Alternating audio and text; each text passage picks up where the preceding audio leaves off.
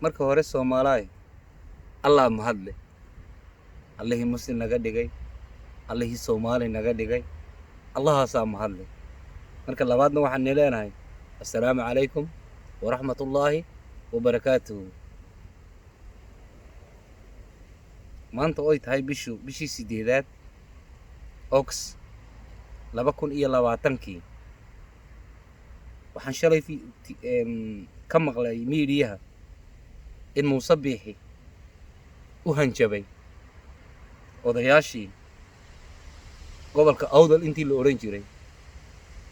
iyo Gabiley nawaaxideeda hadda degan uu yiri doorashada waa la qaban doonaa hadda diidaana waa xidhaa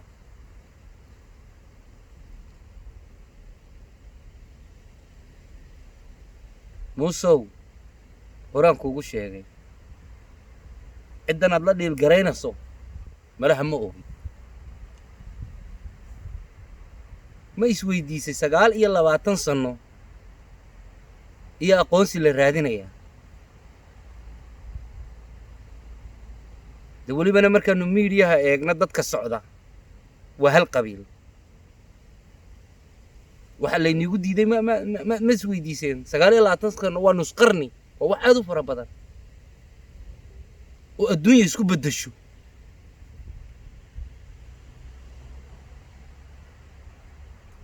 haddaba malaha waxna ma qortaan taariikhna ma akhrisataan maanta aan idin sheegaya maanta yaan dhabta idin sheegaya reerkan gobolka Gabiley iyo Awdal degan iyo boqortooyaha taariikhduna way isqortaa taariikhdu way isqortaa been ma sheegto ingiriiska sheegay orado ka soo akhrisan ninkan aqoonsiga ka raadinaysa leedahay dhulka isaga abale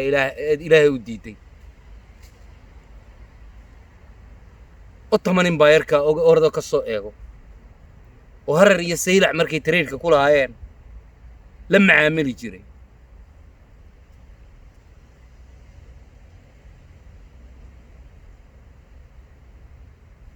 dimeeshan lafta boqorka la yiraahdo ee Gabiley korkeedaana 1607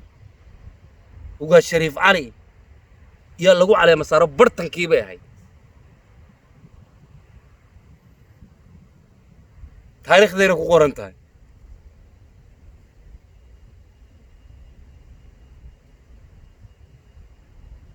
marka haddaba maalinta dadka soo tirtirto Muuse Biixow eed gobolka Awdal ka tirtirto eed Gabiley ka tirtirto aqoonsigii waa ku siinaa Ingiriis anaa ku og intii laakiin nool yihiin aqoonsiga helin Ingiriis uu ka aqli badan yahay dadkii baa nool oo dhulka jooga dadkii iyo nool oo dhulka jooga uga dhaartay marka aqoonsi ka dheer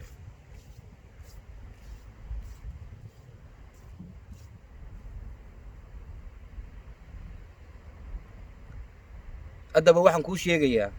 golo degaan qaban mayno waanu diidnay odayaasheedu way diideen dhalinyarteedu way diideen haddii aad qasab nagaga dhigto od sheeka qasab noola timaado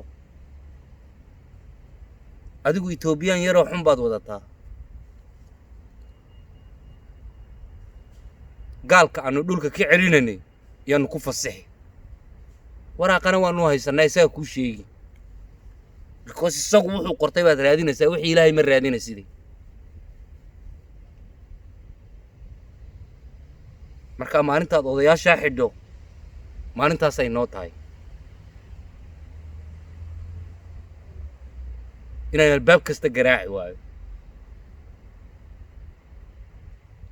adduunyadana kanay noqotay kanay kugu dilayaan kaala hadlayo caqligeedina Ilaahay way siiyay meesha ay adduunyadu socotana waanu naqaanaa waxbaanu soo baaranay midna waxaan u sheegayaa odayaasha galaha degaan odayaasha gobolka Awdal iyo Gabiley well done ninkii shalay maanta isku kiindirayay haddaad diideen aad u heshiiseen well done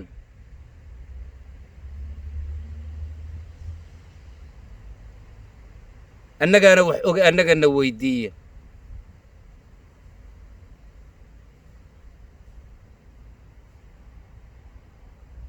golaha degaankana ilaa aan ka tashanno ilaa aan dhulkeenna ka tashanno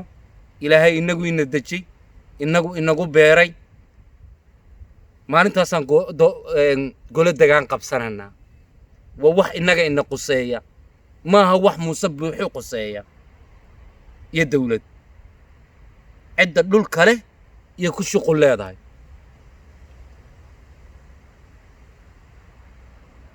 midna waan halkan waan uga sheegayaa dadka Gabiley annaga shaati aan leenahay waa la nagu qabsan karaa dhib ma laha sida wax loo furfuro iyaanu naqaanaa waanu ka tashanaa intayna wax iman yaanu ka tashanaanu saxeexanay dhulkan Gabiley ay ku fadhido annaga inoo saxeexayeen waraaqaheedaanu haysanaa sheeko ma rabna wixii waraaqa haystow noolo ima wada waan kula leenahay markaasaynu wada sheekaysan haddaad hadal wadaan iyo anaa lahaan jiray anaa halkan ka daaqin jiray